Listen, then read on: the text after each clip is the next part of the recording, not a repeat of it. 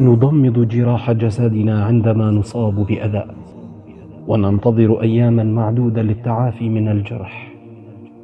ولكن إذا جرح القلب ربما لن يلتئم مرة أخرى، تماما كما يحدث لنا اليوم.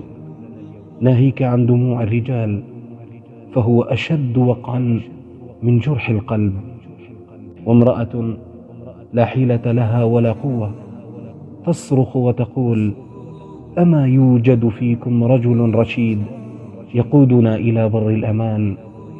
هنا ننتظر قليلا مع نفس عميق، نتفكر ونتدبر بدموع الرجال ومناشدة النساء، وحينها نقول: تذكروا قول الله عز وجل: يا أيها الذين آمنوا اتقوا الله ولتنظر نفس ما قدمت لغد واتقوا الله إن الله خبير بما تعملون. ولا تكونوا كالذين نسوا الله فأنساهم أنفسهم أولئك هم الفاسقون.